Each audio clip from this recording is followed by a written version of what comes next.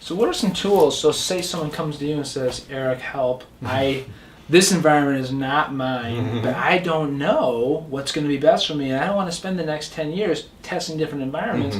Are there tools or things that you have at your disposal to help someone to kind of narrow the choices for themselves? Certainly.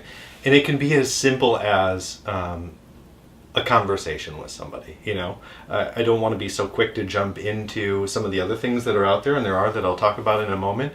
It could really be something as simple as verbalizing your frustration to somebody else, whether it's a friend or a colleague, potentially not your boss, but somebody who's in a position to really kind of help you work through the kind of stumbling block that you happen to find yourself upon.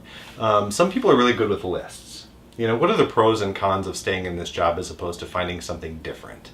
That really helps to kind of solidify things for people. Books, podcasts, hearing about other people's experiences who have been in your shoes, that can be really helpful to people as well. Finding a mentor, engaging a coach to kind of work through the process. Those are all great solutions. I happen to be a big fan, I don't know if this comes out of my psychology degree, but a big fan of assessments. Behavioral assessments, personality assessments. In the middle of things, sometimes it's so hard to kind of sort through all the detail to get a good picture of what I am meant to do, if you want to say that, or what I am particularly qualified to do. Oftentimes those assessments it's taking information from you, it's not necessarily coming from elsewhere, but it's then almost regurgitating it to you in a way that it brings some clarity to a situation.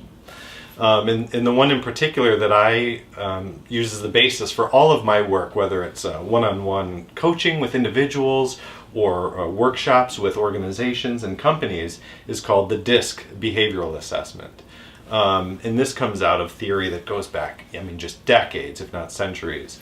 But as of the 20s or 30s, this really started to come into the structure and organization of being referred to as DISC, which is 4 basic behavioral or personality styles. We have people who are kind of dominant and direct and decisive. We have people who are more influencing and persuasive in their approach. We have some people who are more focused on cooperation and teamwork and making sure everybody's on the same page. A little bit slower pace at that point. And then we have some people who are focused on accuracy and detail and making sure that things are just right and trying to make sense of a world that can seem very chaotic at times.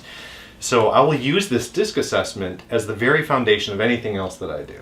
So if we want to figure out what job is appropriate for you, we want to figure out what relationship is appropriate for you, whether you're better off working for somebody else or working for yourself, we'll take a very basic DISC assessment, which lays all of these strengths out in these preferred environments, and use that as a foundation to say, okay, now that we have a good sense of what makes you unique, what you bring to the table that's different from other candidates, other potential partners, however you want to see it, where do we go from here?